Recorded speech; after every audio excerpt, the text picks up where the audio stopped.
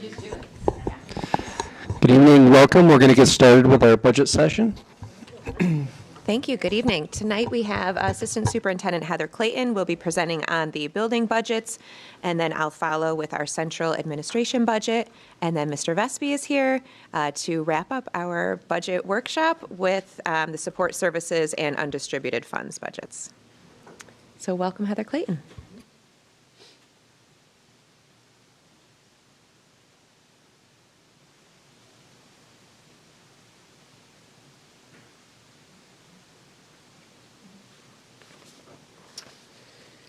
Good evening, everyone. It's my pleasure to share with you our building budgets. The heart of our work lies in our buildings, and when you look at this slide, all of these things make up our building budgets.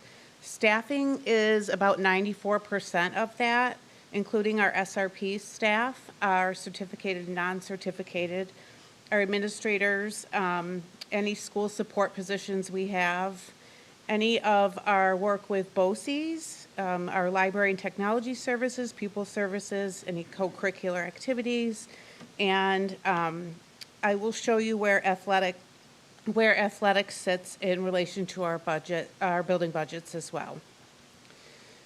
So when you look at our building budget history, you will see that this year we're looking at a 1.07 increase, and that's due contractual with salaries and benefits.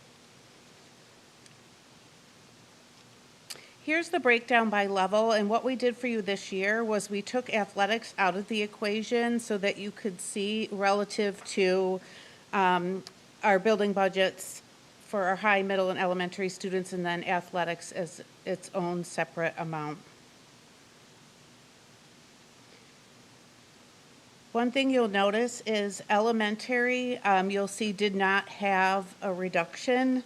They weren't going down. You'll see that actually it looks like an increase.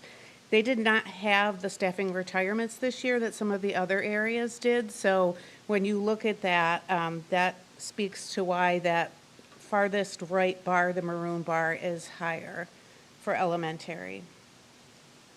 When we get into our per pupil costs, however, elementary is lower. Our middle and high school students have their co-curricular activities factored in. This per pupil slide does not take into account athletics in any way. This just shows us the cost per pupil by level comparatively year over year. Just another way of representing it, you'll see that the 94% is our staffing, with the remaining 6% being made up of athletics, our BOCES, technical education, our instructional materials, and any discretionary spending that our buildings do. So this is what makes up that 94% staffing. Our certificated staff, our administrators, teachers, our mental health staff, counselors, psychologists, social workers, and our school nurse teachers.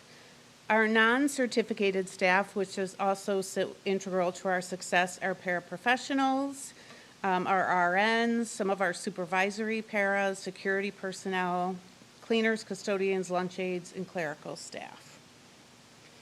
When we say teachers, we are inclusive of our learning specialists, our interventionists, our special area teachers, instructional challenge, and our librarians as well.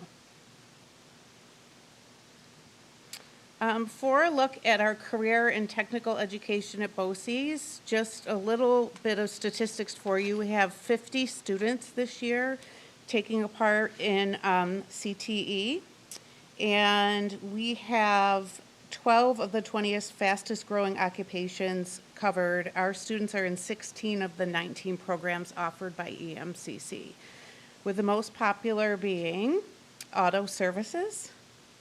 And then close after that, we have emergency services, our new vision and medical careers. That was actually number one, automotive number two. And emergency services were also very high. Welding also came in very high for that programming.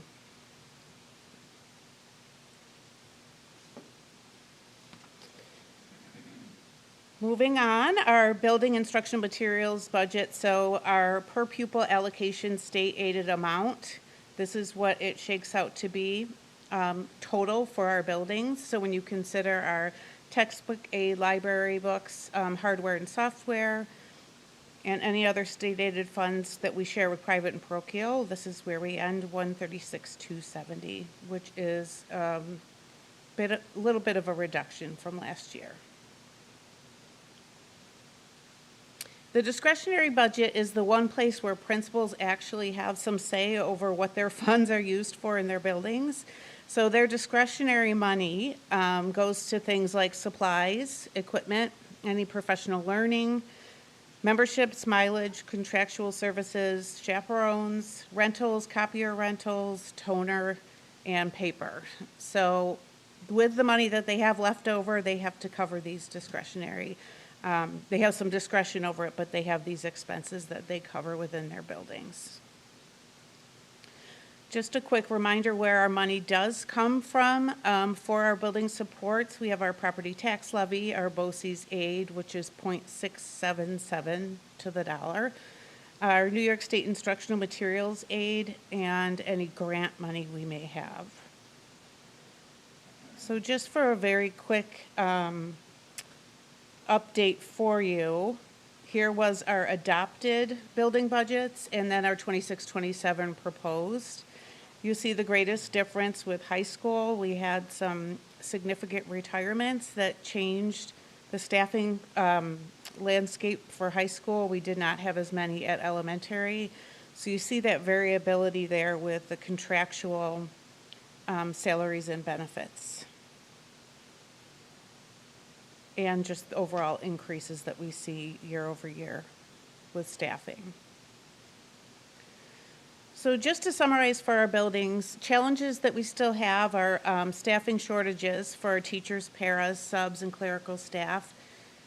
It ebbs and flows. It just depends on the day. Sometimes we're well-staffed, and other times we find ourselves having to get really creative about coverage in our buildings.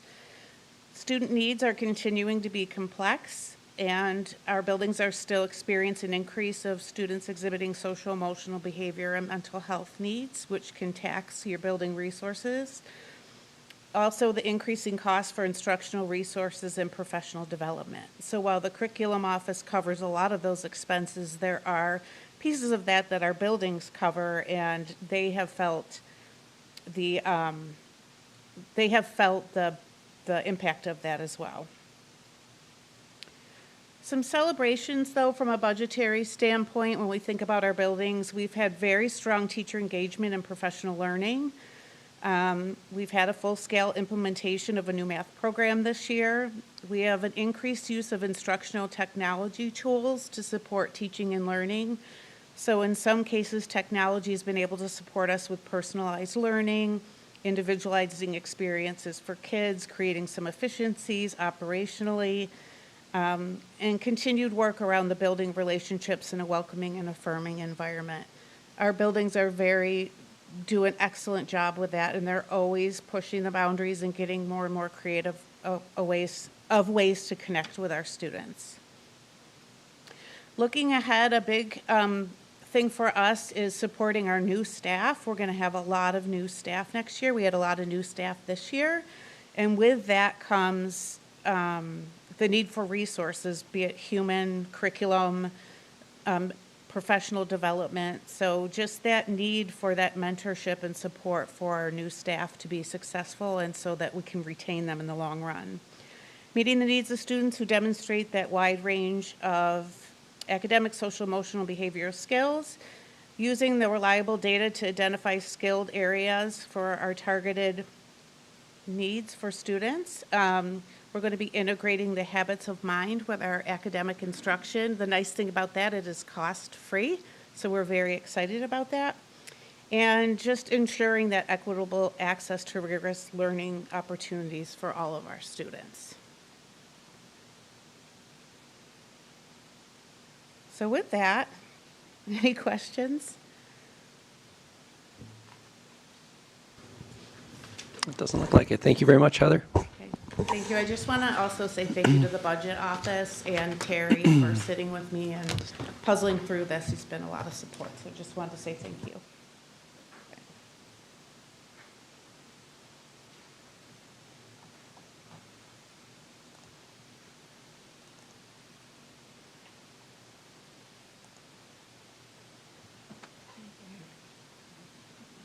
Okay, good evening again. I have the pleasure of presenting the central administration budget.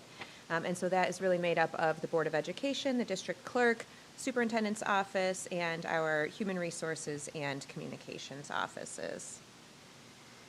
This just gives you a little idea visually of how much of the budget our area in central administration takes up. It's about 1.25% of our total operating expenses in the district. So our per pupil is about $289, which is the 5th lowest in Monroe County. So you'll see there's been some restructuring. So although this is showing a little decline from last year, you'll see there was that tick up in 24-25. So through some of the transition planning that has happened, so if you look at 24-25, that was where we had a deputy superintendent. We had a retired principal who were also here on board, who were helping with the transition of our new elementary principals and our new assistant superintendent for instruction. And that's why you saw the dip the following year when those were not on any longer.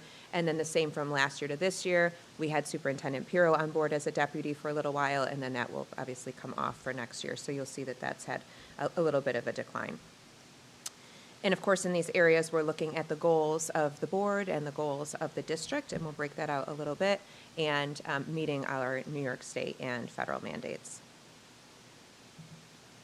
So you can see kind of the buckets here in the central administration when it comes down to the superintendent's office, the Board of Ed, our personnel services or human resources, and our public information or communications offices. And then for next year, we're not anticipating any increase in staffing, so we are staff neutral. And as we kind of break it down in each of the different buckets, you'll see where any of the changes in budget exist. So just a slight increase in the Board of Education line. This includes any work around Monroe County School Boards Associations, not just memberships, but anything related to events or activities or resources. Includes our board clerk salary and a lot of work that's happened over the last couple of years to make sure that we have efficient and effective voting software and machines, and that we're continuously updating those. So that's been really important. And then we also have some work around our goals together. So any of the professional learning that the board is doing with the superintendent's office comes out of this area as well.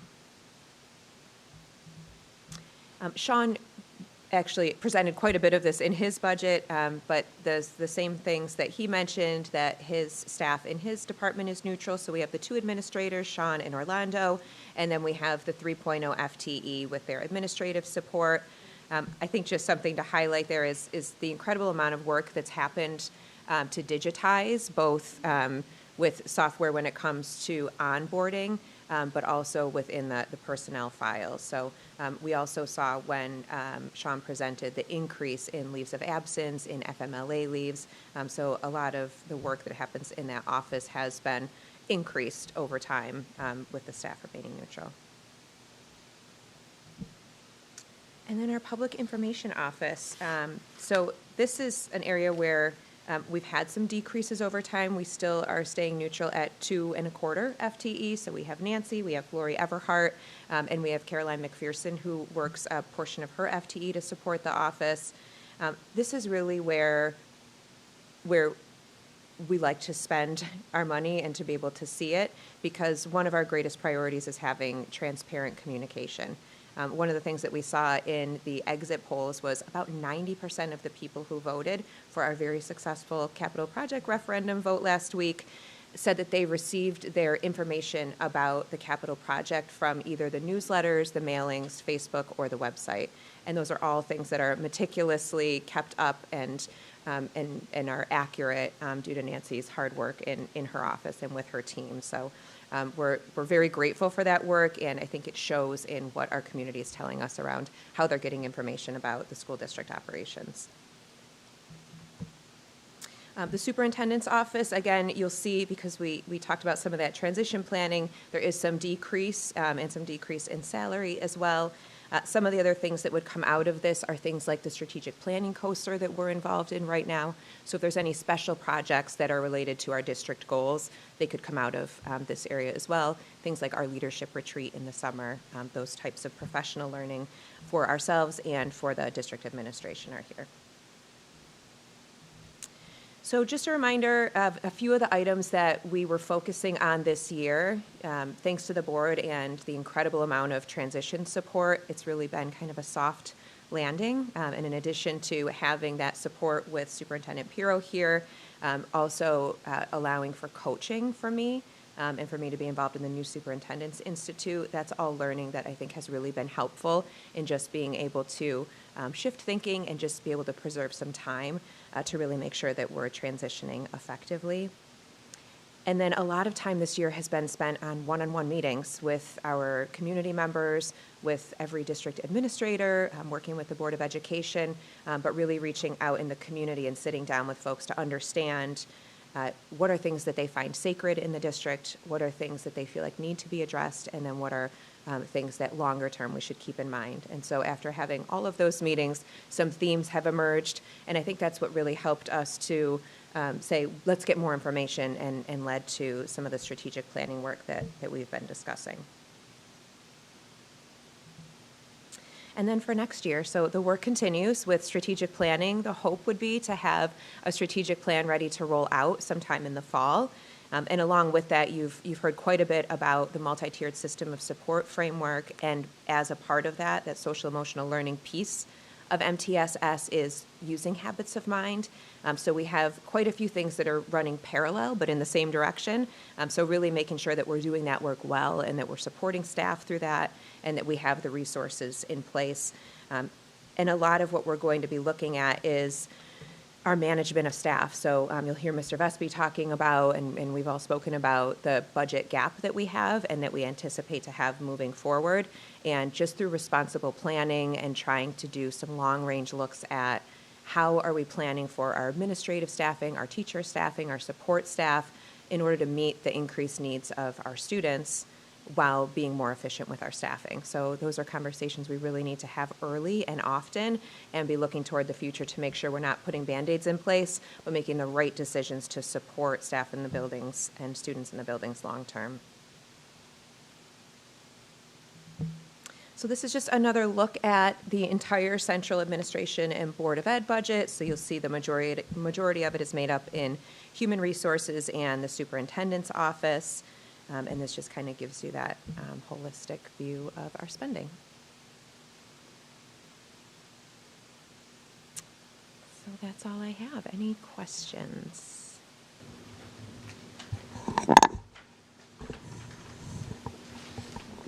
Very happy to pass it over to Mr. Vespi. Thank you, Shayna.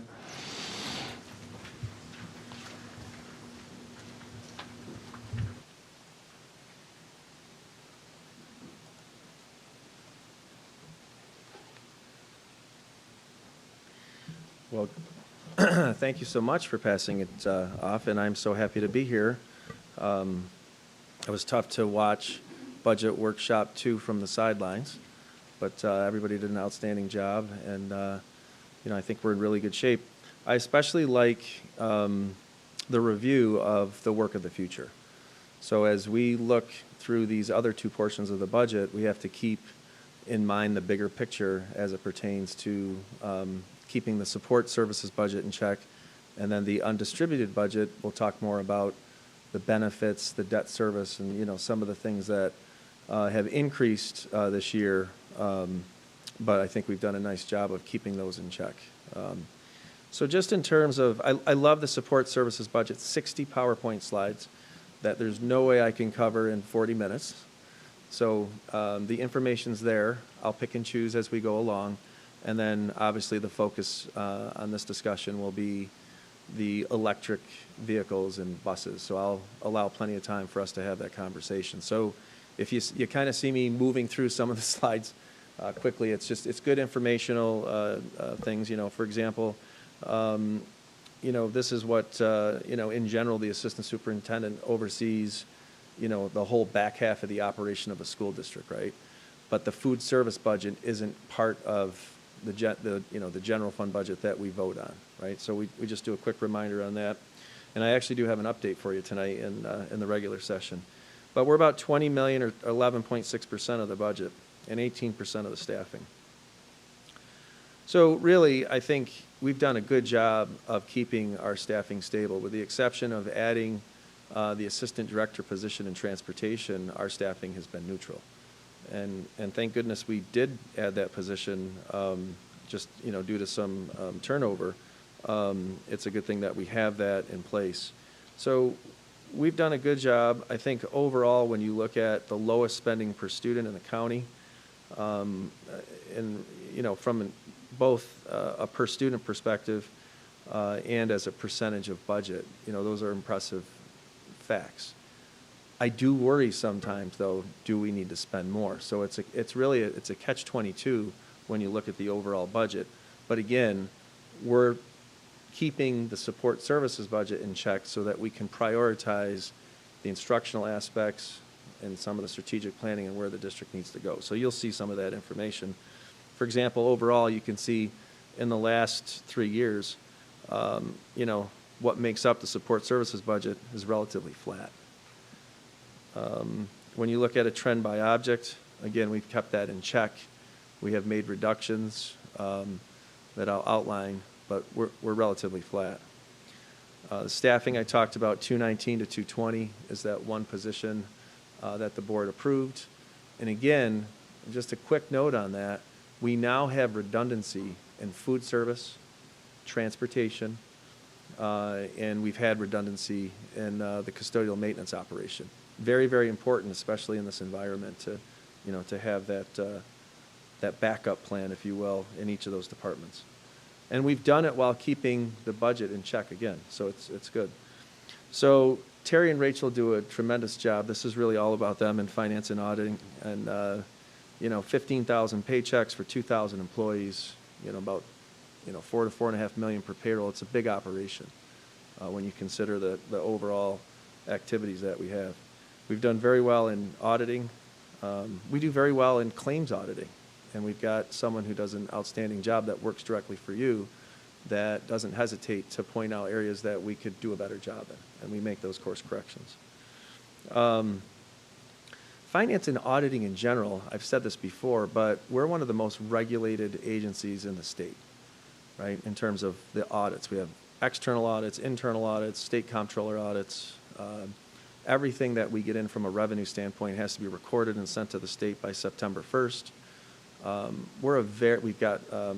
We used to have transparency reporting. Now we just have the federal transparency reporting, separate audit for our federal grants. So we're very highly regulated, and we do a great job in terms of managing the funds.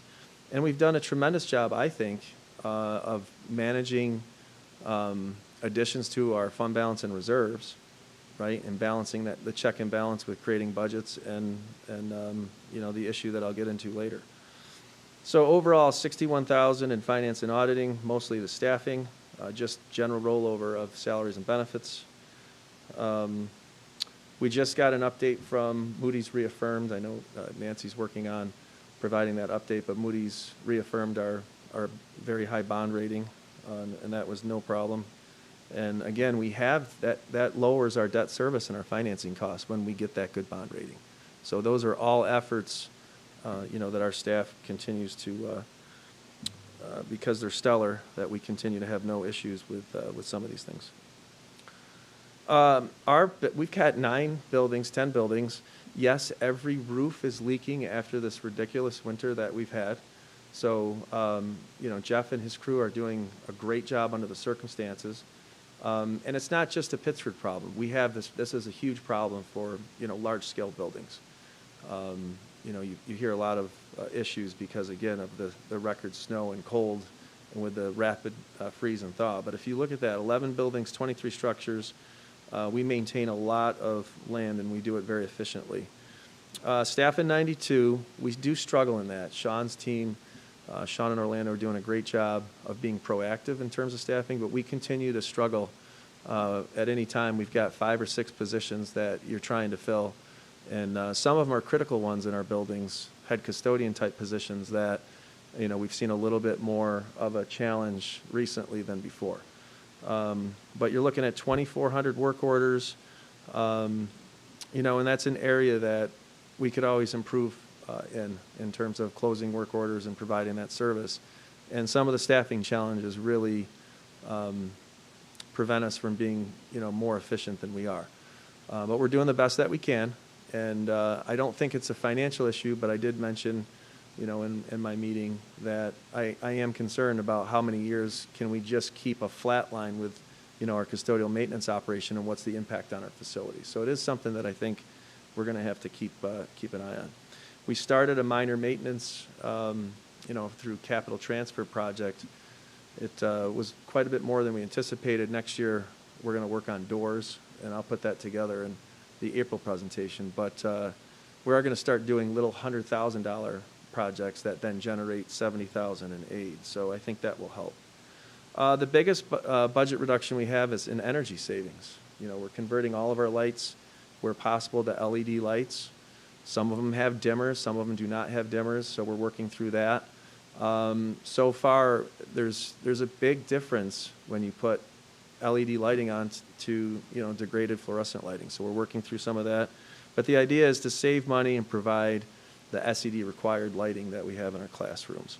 So we did reduce the budget by $300,000, and then Terry and I got a lovely notice from our energy cooperative. We saved about $85,000 by being part of this energy cooperative, and some of that's going to get gobbled up because of how cold it was in January and February. So there are record increases. I'm sure all of you have seen your personal utility bills, and they're higher. So that's going to impact us too. Now with the conflict that we're involved in, fuel prices in general are going to be impacted. So we do have some variables. So just when I trimmed the $300,000 to keep this budget in check, things are going the other direction. So we've got to keep a close eye on that. Admin technology support, Matt did a great job last week. We manage our technology purchases through BOCES, which then drives aid in the following year. So when you see the budget in technology and the increases, remember that those increases are also driving BOCES aid in the following year. So, so that's not necessarily a bad thing. But what struck me when I was reviewing the budgets in general is this increase of $325, right? We know that it's going to drive aid, but I also know that we have money in our instructional technology reserve. So I did make a recommendation, and you can see it highlighted here, to go from $500,000 to $825 to cover that difference. We have to build capacity in this current budget that we're developing because of some of these variables, right? And I'm about to talk about some health insurance increases that I have some concerns about. So between the energy and the health insurance and some of these unknown fuel prices, we've got to build some capacity. So when we do that, you can see safely for 1 year, I've recommended an increase of $325,000. We have the money in the fund. We've got a window to replace it right now. So I did recommend that change on a 1-year change. So that is different, but that will cover that increase. So the first thing that gets voted on, or the first resolution that I'll share tonight, it's not actually the first thing that gets voted on in the booth, is to increase that to $850,000. So not only for the replacement of laptops, but the reserve also allows us to buy instructional technology equipment. Questions there? I can pause there. Any questions? I think it's prudent under the circumstances to build some capacity in our budget. Okay. Transportation, again, we had a huge transportation study, a route efficiency study. I don't think I was very popular in September and October, right, based on some of those changes that were made in transportation. But in general, I think parents understood it, and even the parents who had some concerns could understand the reason why we had to look at being more efficient, right, to match our drivers. If you look at how many bus cancellations we've had this year in comparison to prior years, mission accomplished. And again, sometimes not at with positive feedback from bus routes that were impacted. But we continue to have to be efficient because we still have a record increase in contract transportation that we have to deal with, right? When I first got here, that was $300,000 at the most for specialized runs, and, you know, we're over $850,000. Now, qualifies for transportation aid, it's a shift. But we're still having a tough time recruiting drivers to do our runs. So that's something that we have to keep a really close eye on. Again, the transportation budget is flat because we're not anticipating the additional drivers. And even if this budget goes the other way and we get those drivers, which is what we want, we're okay because it just means a shift from the contract transportation budget to the salary and benefits aspect of the budget, right? So we'll be fine. But that would be a good problem to have, especially when the state's giving us 65 cents back on the dollar in transportation aid. So we're okay here, but you can see that we're relatively flat here as well. And then just to clarify, 800,000 to 950.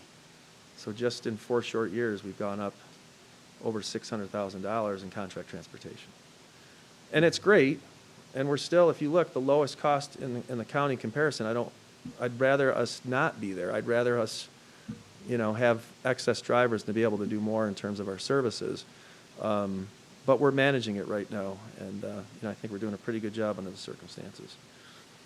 Our bus mechanics do an amazing job. You can see the in-service at 99.6. We're above the New York State average. We're one of the best in the state. So our bus mechanics do an outstanding job. And I mentioned we did an efficiency study to do 2 things. One is we looked at routes, where we could consolidate routes, change routes to be more efficient. And I actually have a feedback session scheduled in the near future on that. The other thing that we looked at, and it's still a work in progress, is proactive. We looked at what if we tweaked some of our schedules in buildings, what would that look like, right? So that's something that we're looking at. That's something that would require a lot of discussion and interaction, but that was something late last year in the budget discussion process that we talked about, and I hope to have something by the end of this year that can be considered as future budgets become more challenging. So now we're on to the bus replacement plan.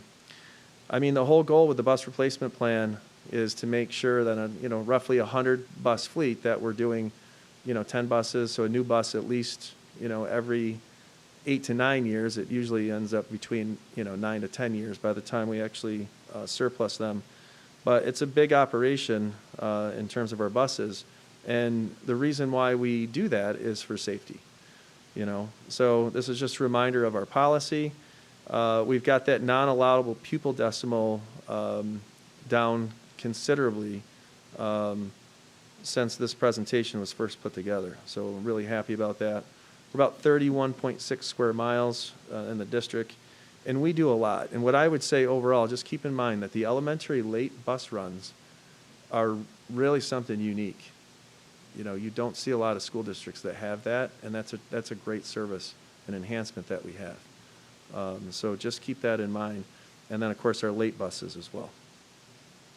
All the places that we take kids, it's always interesting to look at these. 920,000 total miles. And then again, it's a 9-year, optimally, we'd like to be in that 8 to 9 year range, but by the time we actually get rid of the buses, it's longer. And what's our number one enemy? It's corrosion, right? So you've heard me talk about this. Most of this has to be, most of these buses have to be replaced because of corrosion. And they go down south, the engines live easily for another 10 years and the corrosion stops. So our buses are just fine. They just can't pass DOT inspections because of rust here.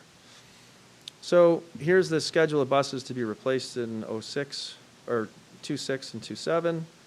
And then here's our diesel replacement plan. So we throttled down a little bit to 9 buses this year. In the past, we've replaced, up to 12 buses to stay on that replacement plan. But we've said 9 this year, conserve a little bit on the reserve fund. Remember, our bus replacement plan does not cause any increase in the budget or the tax cap. There's no impact because we have a reserve fund that we replenish with the state aid that we get from the buses each year. So this is a really good system and plan that we have in place.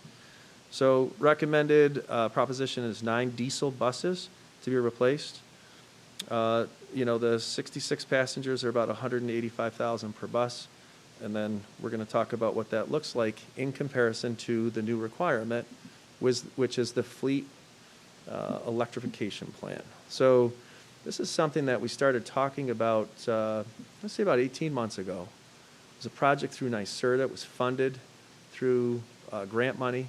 So we did an RFP. We went out and got a contractor. They looked at our fleet. They did an amazing analysis. It's a huge document. Certainly it can be made available. The district planning team has looked at it. I've done presentations on it. Scott Colville did presentations in my absence on it. But a lot of work has gone into this plan.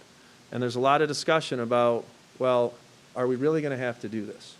And what I'll tell you from all the time I've spent in Albany and through advocacy efforts, Sarah as well, we're hearing from our legislators, and we're even seeing articles and even a little, blurb in the news about how the governor may roll back some of the requirements and what those costs are, but we have nothing in legislation. The law is the law. So, I just want to put that out there to begin with. We're already a year behind in the fleet electrification plan. We really should have voted last year for 2 buses, and we don't even know if the community is going to approve this, right? So that's a hurdle. So we're behind for the 2 buses. So the proposal that I'm going to walk through is 2 buses, but certainly I just want to be upfront to say, with plenty of time for conversation, we do not have to do this year. This is not a requirement, right? It's a recommended plan. So let's just jump right into it.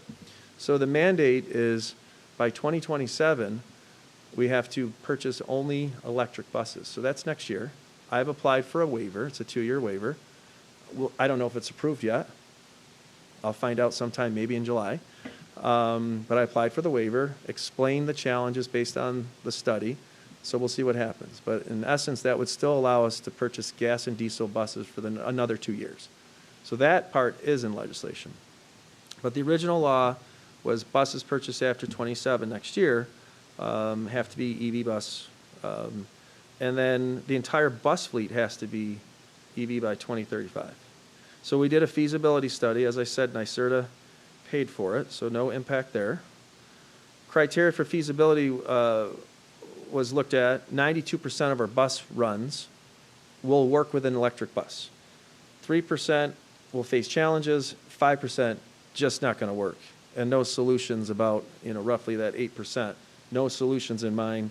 Hopefully the technology improves by 2035 and we'll have figured it out. Otherwise, probably got to add more buses and more bus drivers to cut some of those routes that won't make it in half or whatever, right? And there's a charging issue there. So we know exactly what they are. I mean, this report goes through every run, every scenario, the type of bus, the battery life, all of it's there in detail. So we've got the information.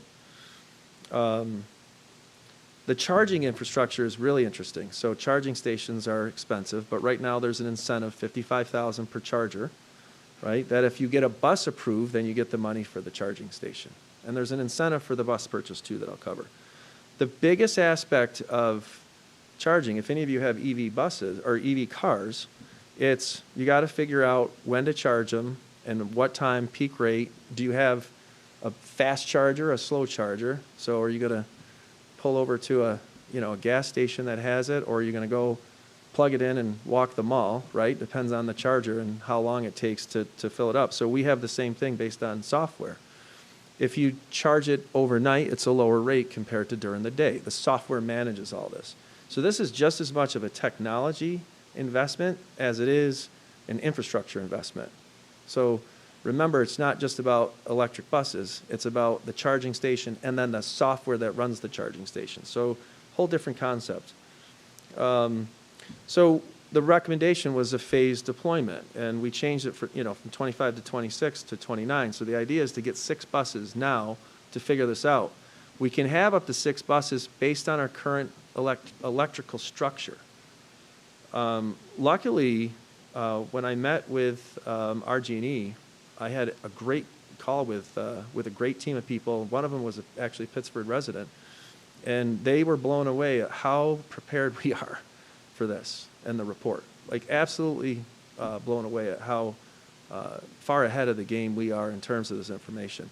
There's no electrical grid problem here. We can bring the power to the current bus garage area without any issue. So they walk through that. The problem they have is they don't have a phased approach. They don't have a business model that allows us to bring all of the power, right? It's over 3.1 megawatts, at once. If they bring it all at once, it's about $500,000. Then the capacity's there and we pay for it. We don't need it all right now, right? We need it before 2035. Well, each time we re-engage them to come do this and upgrade the equipment, there's more cost. So there's not a model out there right now that, that allows us to have what they refer to as a holding capacity for the power. So clearly our state leaders, when they talked about this initiative, haven't had those conversations with the power companies to get details like this ironed out. And the difference would be, you know, somewhere up to $250,000 to $500,000 every time you know, get someone to come out and upgrade the infrastructure. So right now, regardless, we can do 6 buses. Don't have to do anything with the grid. We can just simply use our existing power and hook up some power charging stations, and we're good to go. So there's little risk in terms of starting this process, right? Even if it isn't mandated. And then phase 2 would be the big expansion. So we talked about the utility collaboration, great meeting, great Pittsford resident who was part of that and invested. So we've got some good partners out there. Here's the financial overview, and I'm going to try to present this as neutrally as I can. Right? So $53.4 million in EV buses compared to $17.8 million in diesel buses on the replacement plan. There's about $2.2 million in incentives. We don't know if those are going to continue or what's going to happen. And then, you know, there's your net estimated cost. And again, vehicle vouchers up to $220,000 per bus comes off at the manufacturers, so we don't have to apply for anything. And then if the buses approve, up to $55,000 per charger. You need 1 charger per 2 buses. And that's all. I'm just going to give the numbers. I don't, you know, the numbers are what they are, right, from that standpoint. About another $2.9 million in infrastructure. And then the switchgear could be $500,000, could be $2 million. It depends on what's going to happen in the future. You've got design work that has to go. And then the big piece is the electric budget, right? So we know what our fuel budget is. That would go away, and then we'd have to look at our electric budget. And it is not, from what I understand, dollar for dollar. But I don't have any analysis, and I don't want to speculate. I think the bigger problem that we have, and this may be regardless of whether we go EV buses or not, is we need a new bus garage.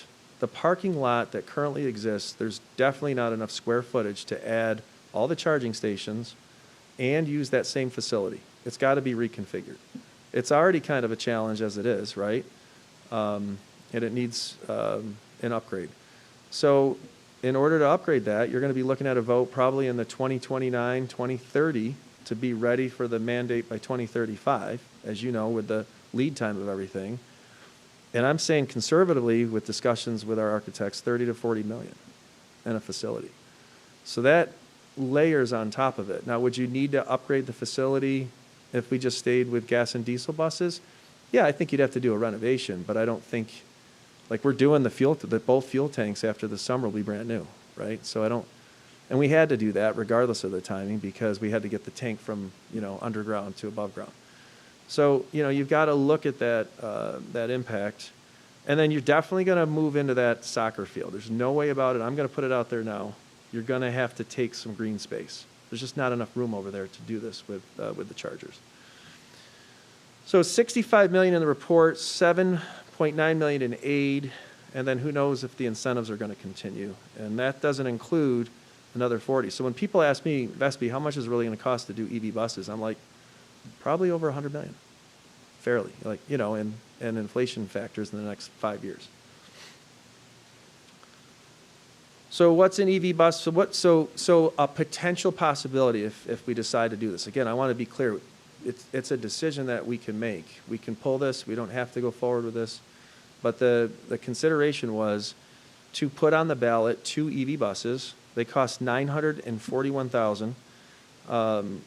It's aided over 8 years, not 5, because of the state. There's no way the state could keep up with the finances. And that's assuming 65% in state aid, which our transportation aid ratio has been dropping because our wealth has been increasing. So it's a net cost of 40. And I do the same analysis, so I'm being fair, I do the same analysis for gas and diesel buses. But let's dig into the facts a little bit. One electric bus costs $470,000 compared to $185,000. That's a $285,000 difference. The reason why you don't see it right now is because with these two buses, we get roughly $441,000 in rebates from the current rebate program. So when you boil it all down, the difference between the EV bus and the diesel bus is about $64,000. So I just put this slide together just to be transparent, no judgment, just here are the numbers. Because I think if we decide to put this out to the voters, they need to know what they're voting on and what the difference is. They also need to know the path going forward and what the impact is long term. And I think, again, there's been some criticism where business officials are providing this information. We're just providing the information. You know, and the criticism is that we're skewing this and somehow dissuading people from voting. But the truth is, many communities are voting no on this. And one of the primary reasons is because of the cost and the technology and the timeline. That's not because we're trying to skew anything. It's because it's their right to do so. So I just want to be clear and transparent. Here are the numbers with no judgments whatsoever. Eventually, the world is going to move in a hybrid EV. The world's going to move in that direction. So I'm not ashamed to put up a vote for two buses to go down that path with one charging station, right, to try it out and see and get our folks experience with it. But we also don't have to do it. So I just want to be clear. And then other cost-saving factors of the department. Again, that DOT record with our mechanics, they're just amazing. And they're doing this and they're driving too. Many of them are driving buses too to help out. So, and then of course, everything we do is a collaborative bid. So here's one resolution, right? 1.6. I'm sorry, 1.6 if you combine the two for diesel buses. No impact. So this is not, I got to say this too. No impact on the tax levy either way, whether we do one or two. Just we're going to use a lot more money if both are approved, right? We're going to go not 941, but the 941 less the incentives, which I highlight on I can't do it in the resolution. I can't put the incentive in the resolution. I got to put the real cost in the resolution. But with our expert communication department, we will put the rebate amounts so that people can see that, this transparent slide right here, right? With what the net cost is.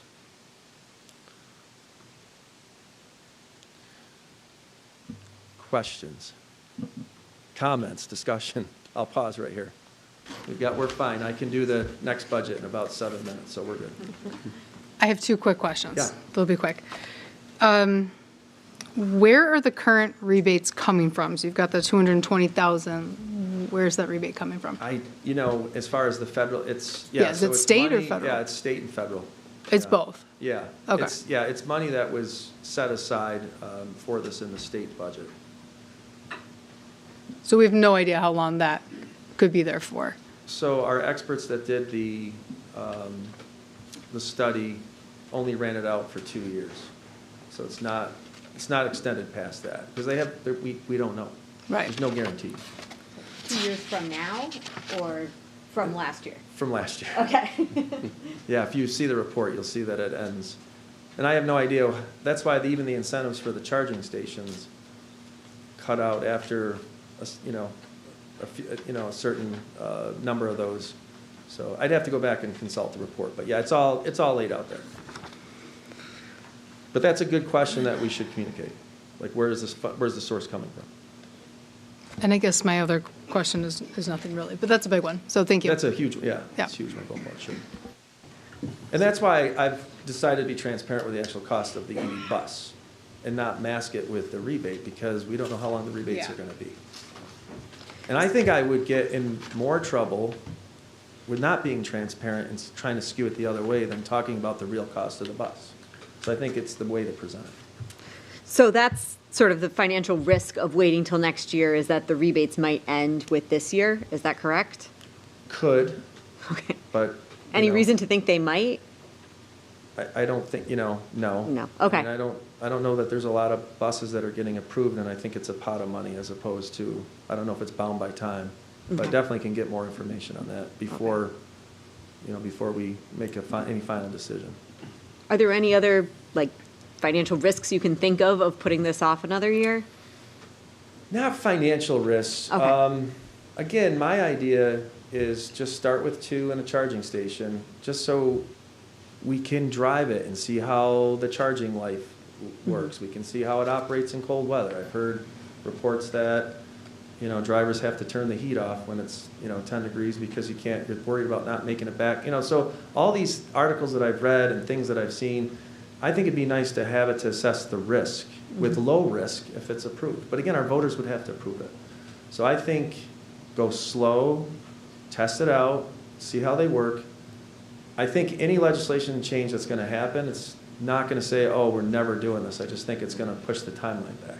Okay. So I think eventually this is going to happen. So to me, it's an acceptable risk to try it out, right? Based on the cost and the incentives that are here, as opposed to we don't know what it's going to be in the future. So I don't see a downside from a financial standpoint. Okay, thank you. Is there anything that you're hearing with the waivers? I know we're at the beginning stages of that process there, but is there anything that would indicate that putting it out to the community would change the outcome of that waiver? So on the waiver, if the community votes it down, then it counts as a point to get the waiver to qualify. And you don't I don't know if I expect to should say that, hear. but it's the truth, right? So it's the first Right, no. question.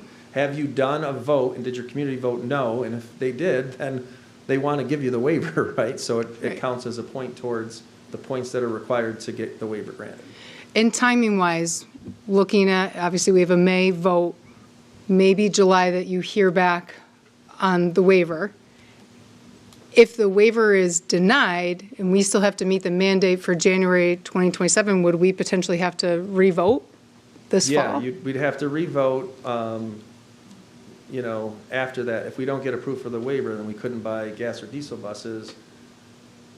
We've built in, and I'm going to go out on a limb and say this, but we've built in at least 18 months of buses that are in good shape, that aren't the greatest shape, but good shape, right? That we could squeak by until we have another plan. And remember, some districts have voted on EV buses outside of the budget cycle. Deb, I hate to say that in front of you, but they have. They've done it with just separate votes, right? To see what happens.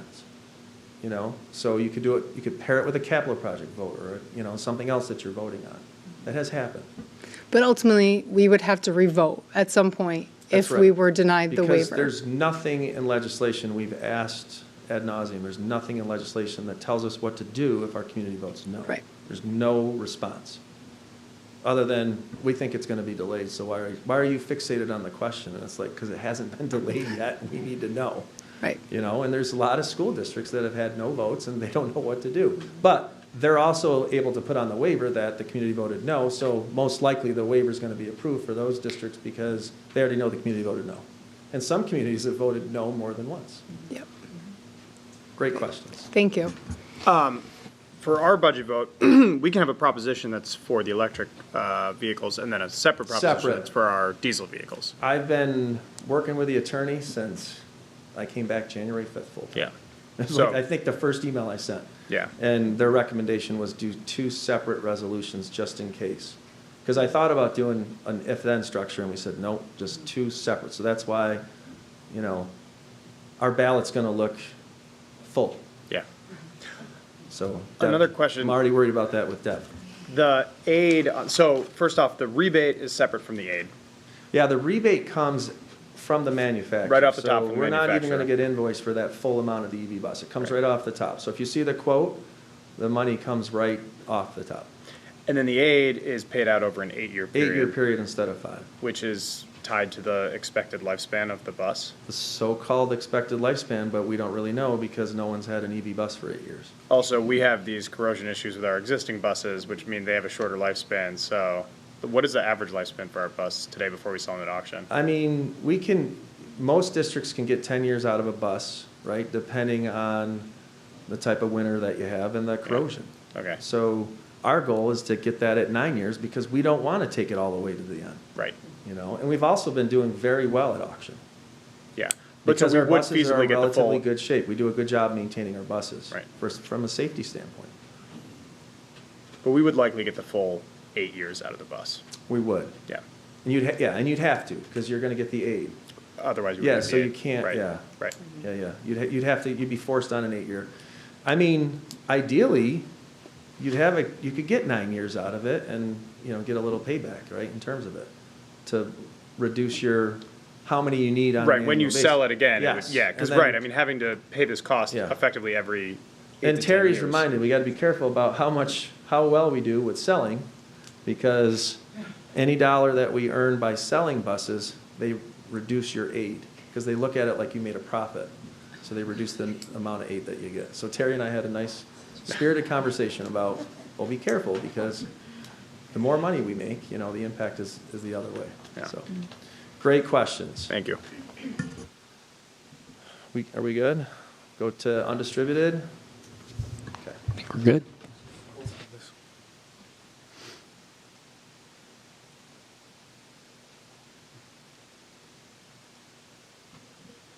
So really, the undistributed budget, I like to say, and this is a great slide, right? This is debt service, transfers, legal fees, insurance fees, and employee benefits, right? It's kind of the guts of the budget.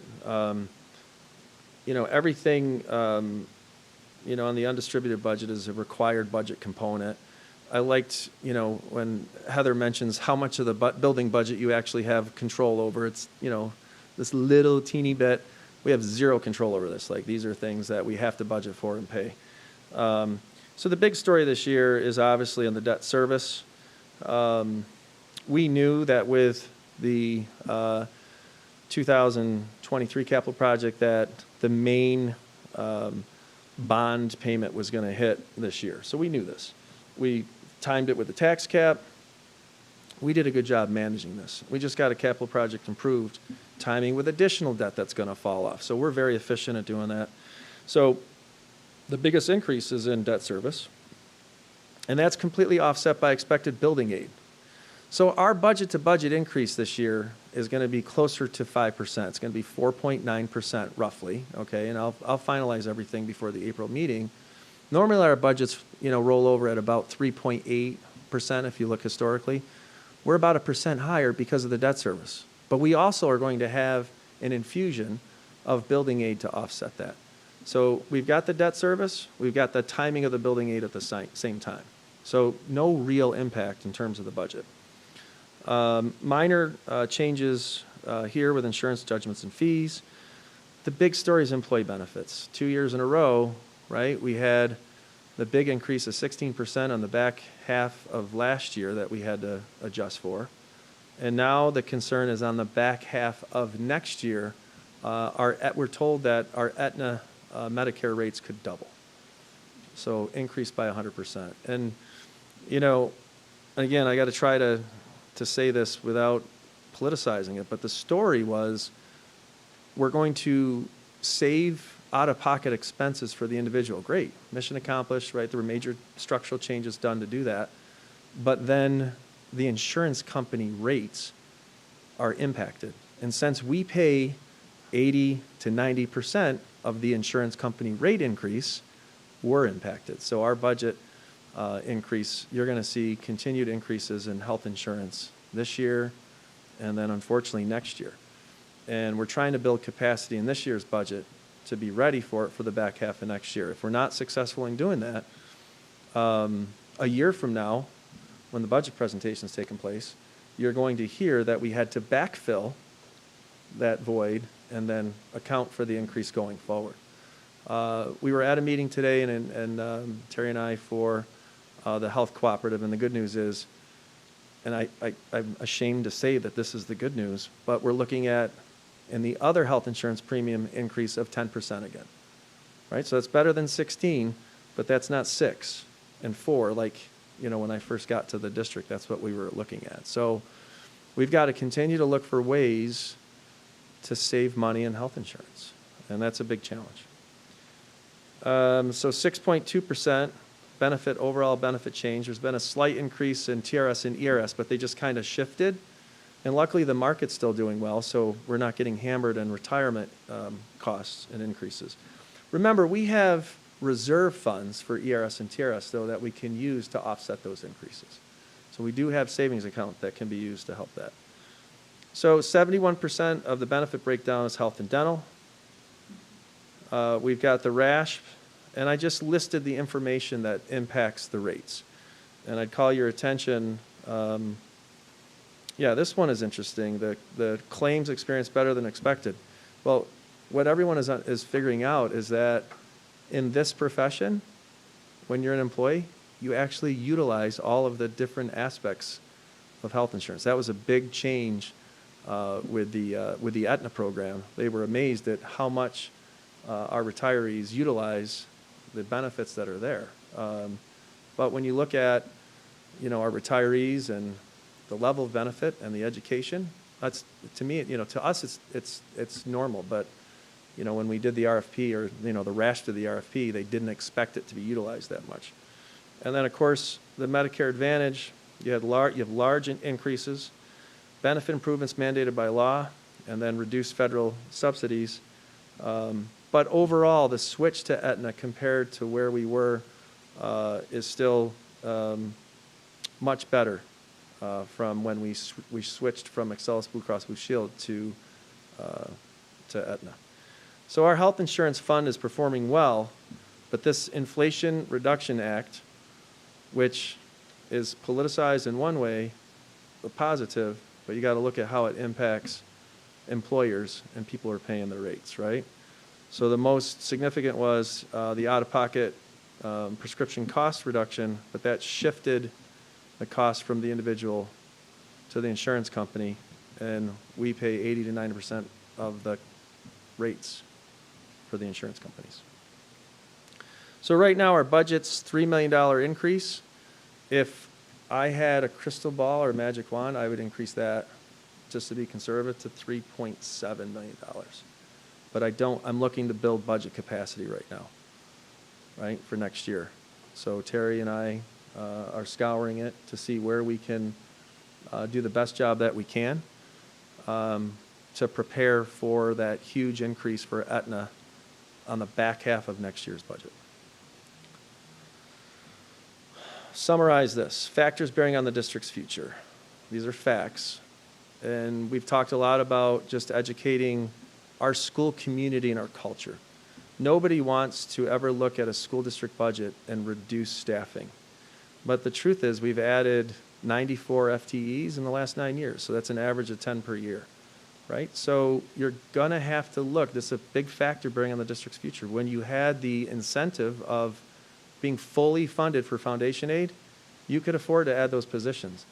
If the district continues to receive a 1% increase in foundation aid, and the tax cap continues to be about, 2.25 to 2.75, you will have a structural budget deficit of $3 million every single year you do the budget. So that means you're going to have to look at right-sizing the staffing. And I think Shana did an outstanding job to say, and Heather outlined the services. We know what the priorities are now versus what they were 10 years ago. And so there has to be a close look at staffing, and we've got to reprioritize what staffing is funded. So I think that's going to continue to be a challenge. I've talked about the health insurance, but those are the numbers. There's no way I could not do this presentation. I hate to leave the doom and gloom, but you have to know that those could potentially be the numbers. And this shocked every school district in Monroe County. This is not just a Pittsford situation. Some school districts have it actually worse than we do. You got the electric buses. You've got the contract transportation. And then you've got this looming energy situation now too, which is just recently new. So again, I don't want to do doom and gloom. We always figure it out. We always make it work. We always make the magic happen. But you're going to have structural deficits because the state's not keeping up with this foundation aid formula. So we got to continue to advocate for that. So we're going to do that. We're going to put together a balanced budget for you. We'll vote on that. We're going to review staffing. We're scouring BOCES. We're not done yet. We're still working on strategies. The one that we just did tonight with the technology reserve helps build some capacity. And we're going to come back to you with a recommended balanced budget on the 14th.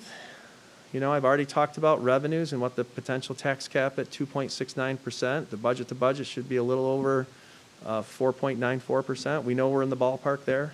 and the biggest factor is the debt service, but it's not an impact because we expect to get the building aid.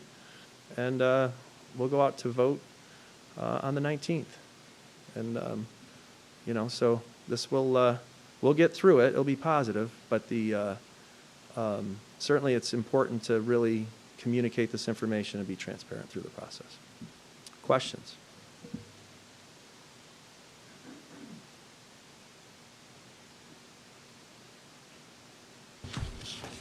Doesn't look like we have any questions on the undistributed budget. Thank you, Mike. Much appreciated. All right.